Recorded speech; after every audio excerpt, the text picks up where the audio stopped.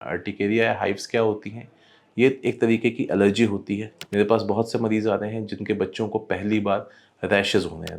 अगर बहुत severe case होता है जिसमें पेट में दर्द भी होना शुरू हो जाए या उल्टियाँ होनी शुरू हो जाती हैं, तो ऐसे केस में बच्चों को एडमिट करना पड़ता है। Hello, this is doctor Prabhat. I am a consultant paediatrician at Felix hospital. आज मैं आपको बताने वाला हूँ अर्टिकेरिया के बारे में या हाइव्स के बारे में। अर्टिकेरिया या हाइव्स क्या होती हैं? ये एक तरीके की एलर्जी होती है। तो हमें सर्दियों में इन चीज़ों के बारे में बात क्या करते हैं।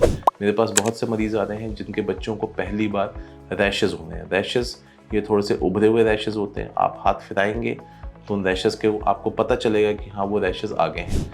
देखने में काफ़ी लाल होते हैं और बड़ी इचिंग करते हैं।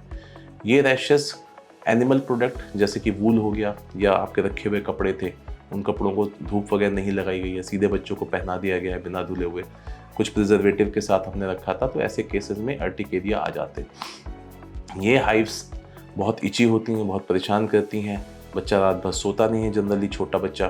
तो इन सब चीज़ों के लिए आपको ट्रीटमेंट चाहिए होता है। ट्रीटमेंट वाइज हमें एंटी हिस्टामिनिक्स बच्चों को स्टार्ट करने पड़ते हैं। किसी किसी केस में हमें ओरल स्टेरॉइड भी स्टार्ट करने पड़ते हैं।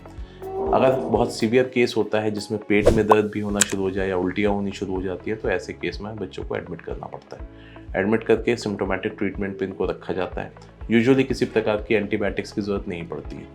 हाइव्स और कैसे हो सकती हैं? हाइव्स ठंडे पानी में नहाने से भी हो सकती हैं, गर्म पानी में नहाने से भी हो सकती हैं, प्रिजर्वेटिव वाला खाना खाने से हो सकती हैं, बैटर्ड डोसा है उसका जो कंटेंट आता है उससे हो सकती हैं।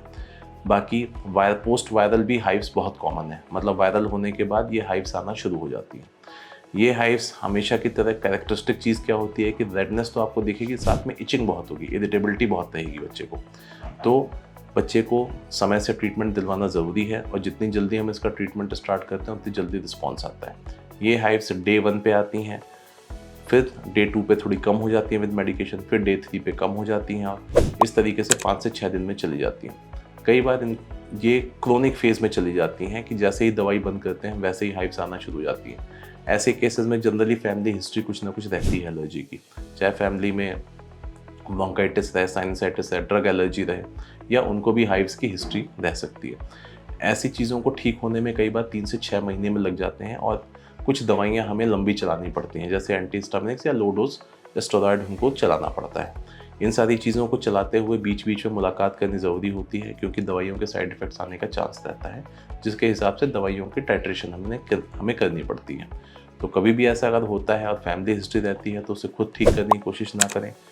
ऑयल एप्लीकेशन, सरसों का तेल लगा लिया साहब हमने, नारियल का तेल लगा लिया, इससे थोड़ा सा ठीक हो जाती है, ना करें।